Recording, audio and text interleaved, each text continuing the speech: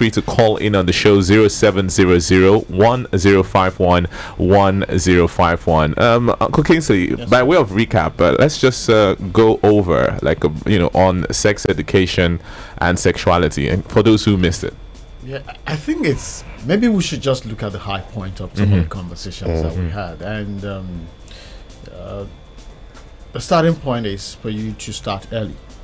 So as early as 1-2 years, you should be able to engage your kids around sex, and I'm using the word sex in parentheses. It's because a lot of parents actually the reason they have a problem discussing with their kids is because the word sex.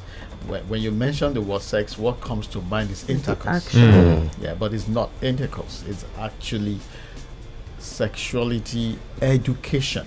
Now, at that point, what you do is help the child get comfortable with their bodies. And I mean their bodies, not necessarily their private parts. Okay. Of course, their private parts includes their private parts are part of their bodies. Yeah. So there's no way you can leave that out. And then you help them understand that your private parts are actually called private parts because they are meant to be private. They're not meant to be exposed, and they are not meant to be touched. You also should not be interested in other people's private parts because sometimes we don't emphasize all of that. Yeah. Should not be interested in seeing. And then there are things parents also get uncomfortable, which is discussing pornography early without using the word pornography. Okay. Pornography for kids, there are pictures. So if you see a child who is peeping through the window, the doorknob and all of the keyhole, that child is getting into something that is not decent. Yeah. So there is some voyeuristic appeal that child is about to get involved in. So you need to stop the child at that time. That, like, not only are you not meant to allow people see or touch your private parts, you should also not get interested in seeing other people's private parts. I've seen kids playing and they are raising the skirts of their playmates. Boys, girls, they do it. That is wrong. And then you can take it further, helping them to know that these are your private parts, these are your public parts. Public parts in the sense that your hand, your legs, your head, people can touch them. But there are good touches and there are bad touches. So let them know all of that. And then you as the child grows older, certain questions will come. Now prepare for those questions. When I use the word prepare for those questions, I actually mean prepare. And they are not predictable. Yeah. The child can come back home and say that, Mommy, what is vagina? And you have not used that word before. Maybe you were using whatever. Your pee-pee. Or your Chocomilo, Tom-Tom, and all of that stuff. And then you need to go back to where you started because you actually didn't start on a good note. Yeah. So part of starting on a good note is using the right words to describe the right parts. Even when they're like 1-2 years old. Oh yeah. Okay. Because you see, at that point, children are not so formative years. That's it. It's their formative years, and beyond that, the things they interpret until you clarify it, they can't make sense of those things. So it's better you clarify before they do that clarification on their own. And then parents usually don't notice this, but I'm going to put it here.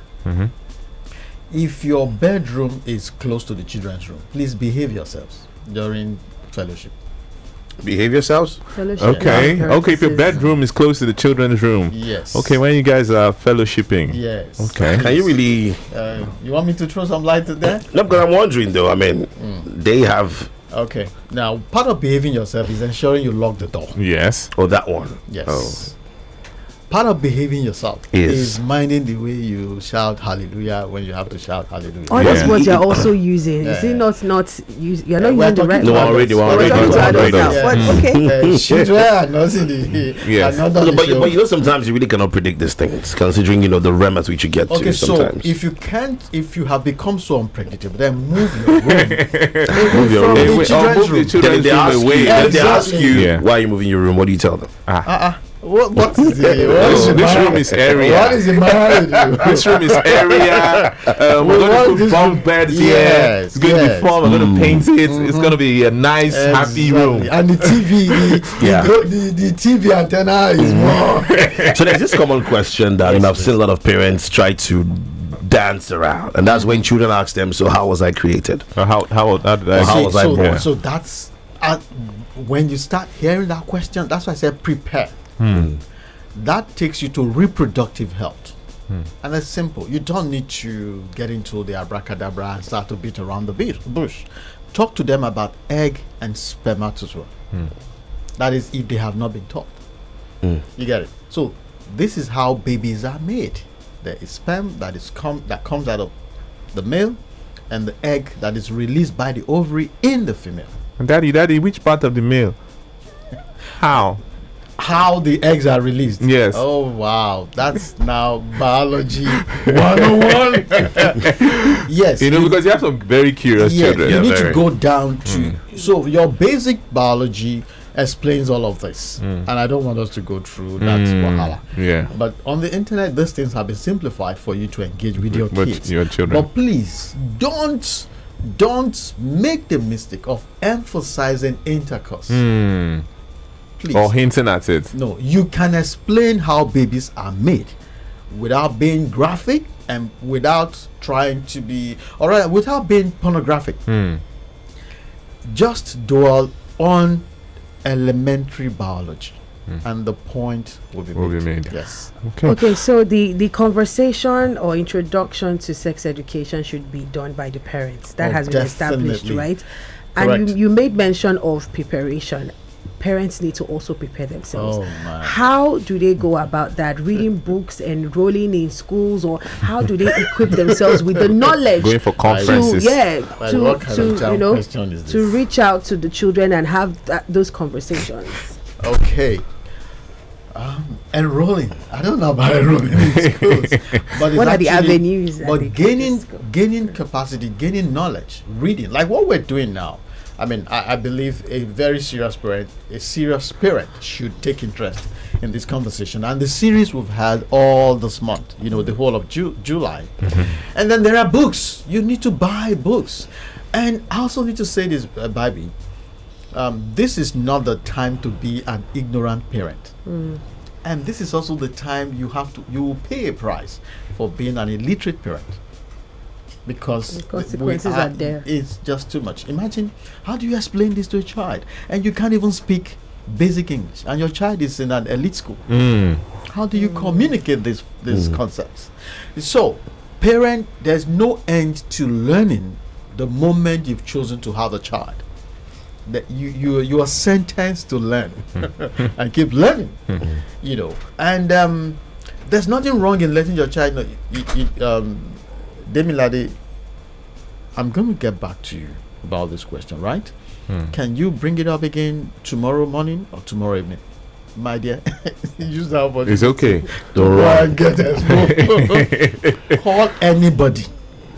Because, you see, you are an authority. That's what they think. That's their perception. So if you goof at that point, sure, it's going to, the formative it's going to live with them. Okay. And then, there's also the way we dress as parents at home. Yes, there's the way we dress. I find it embarrassing when fathers wear boxers in the living room and you're just strutting around because it's your house. Yeah, it's indecent. I'm sorry. Sometimes dads don't put on anything. No top. You're just carrying your one pack. It's not cool. I'm sorry. Your masculinity.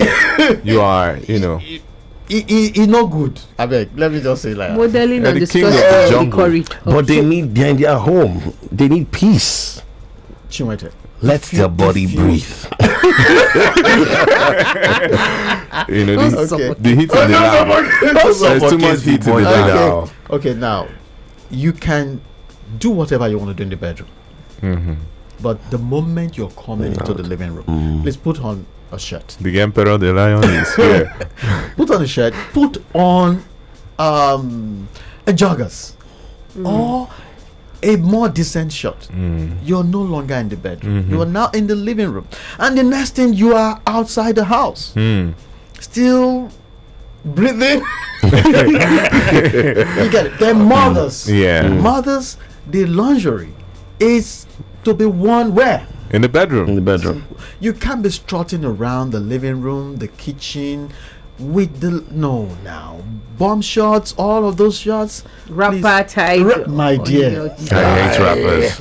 Just stay in the bedroom. The moment you open the bedroom, please put on. Let go. Yeah.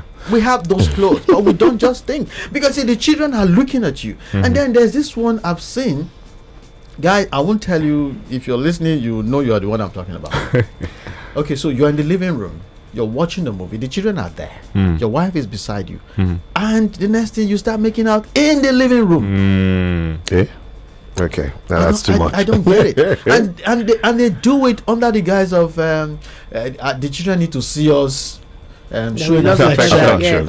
Excuse me. What kind of affection is that? So children don't need to see parents show affection. There's a you can kiss on the kiss on the forehead.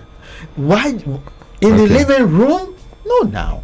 And they are watching. Sometimes your children are sleeping, but they're not sleeping. They're seeing what you're doing. And that's obscene.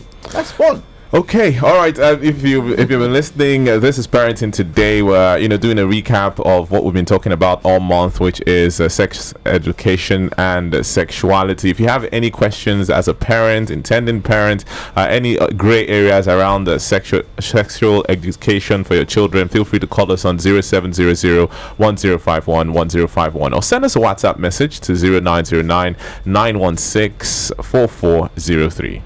All right, still parenting today, and we're still talking about children and sex education and the sexuality. And Uncle Kingsley is still here.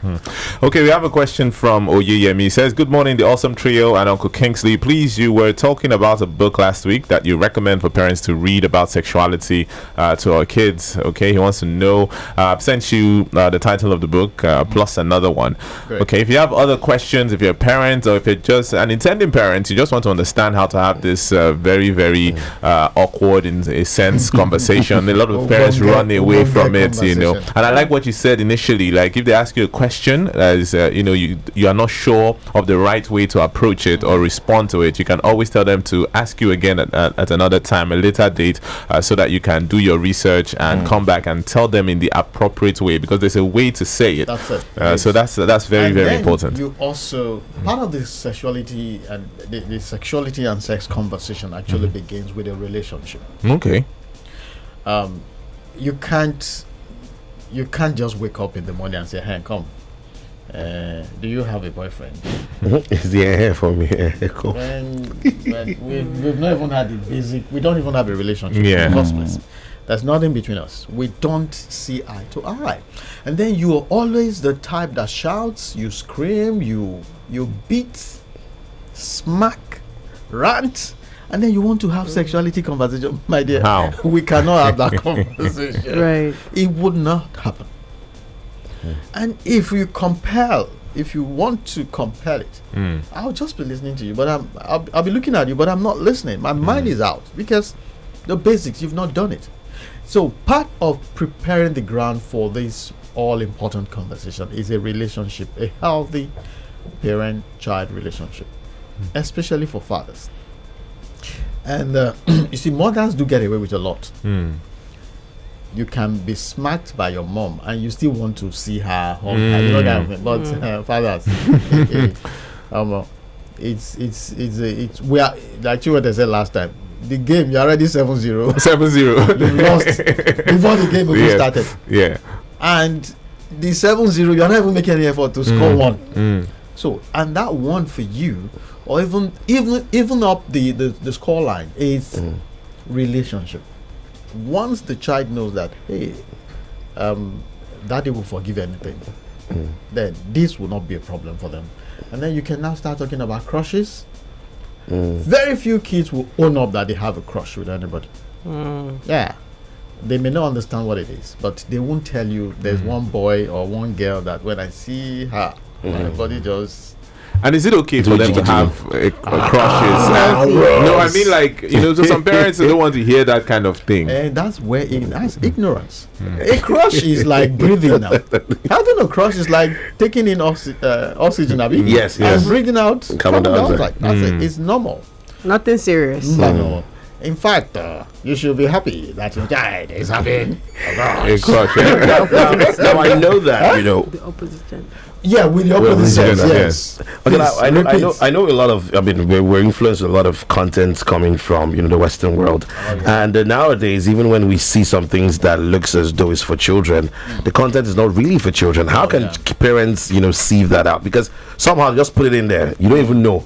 You can't, because you don't even have the time to even like watch through to even know what your kids are, that's watching. Where filtering comes in. You need to filter as much as possible. But you see, you can't filter what you've not consumed, what you've not tried to explore, what you've not read.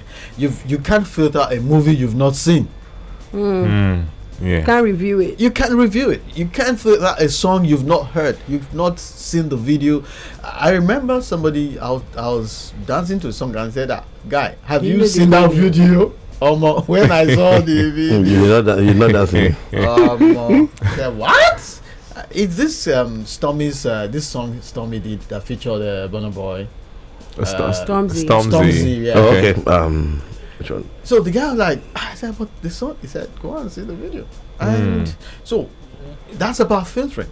So, and this is not about being sanctimonious now. It's about the values that you want to uphold as a family.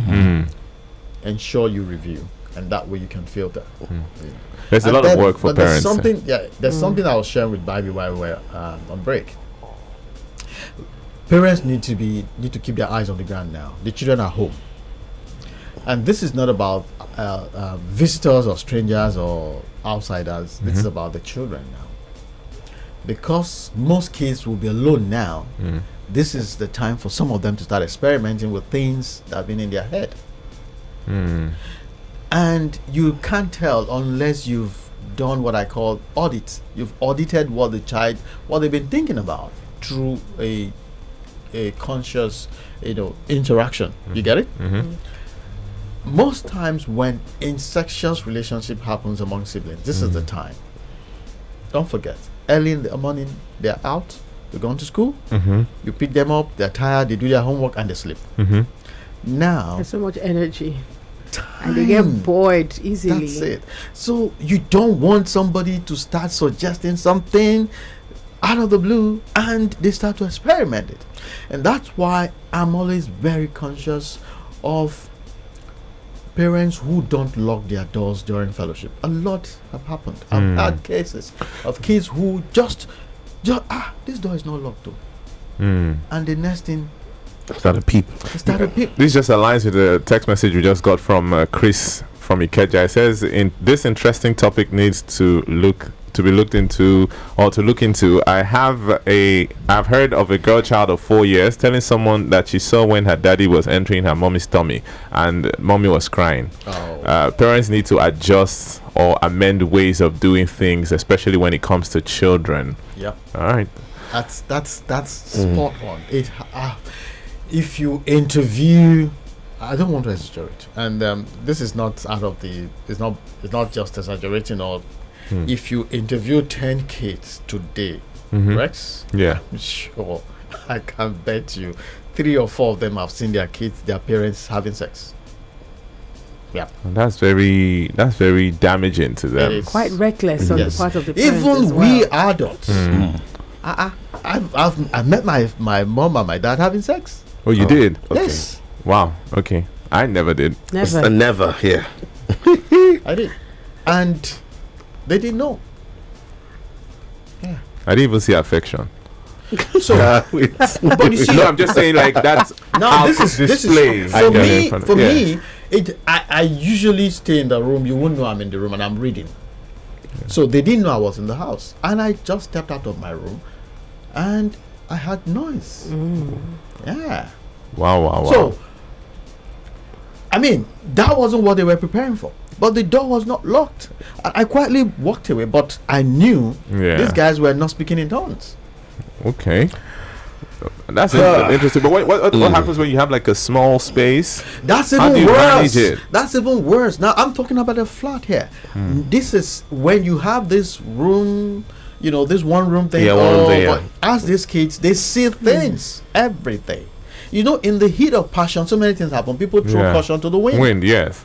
And in that process, the last thing they're thinking about is their kids. And before you know it, the child wakes up and is like this. I'm telling you. He's watching movie, recording. And one day, God forbid, you want to try it either with your sibling or with your cousin or relative or friend. So guys, please, if there's anything you need to take out of this conversation, please be circumspect, be thorough, be organized, be orderly, and then gain knowledge. Look for where the information is. Arm yourself with enough information to engage your children, just in case you've not done that. And if you've done that, please wait for them, because they're coming back to seek clarification. All right, these are powerful nuggets, and that's how we wrap things up on this month-long conversation, sex education and sexuality. Thank you so much, Uncle Kingsley, for those insights. And if you are dealing with this particular process, with your children, like he said, there's so much information out there. All you need to do is arm yourself with the right information and have that conversation as early as possible. Build a relationship so it's easier for them to, come to you when they have all the questions that they do. And that's Parenting Today. My name is Rex Okiche. I am Bibi Sasa. And my name is Chiwata Onyema. Thank you, guys. You are still listening to Parenting Today, brought to you by our sponsor,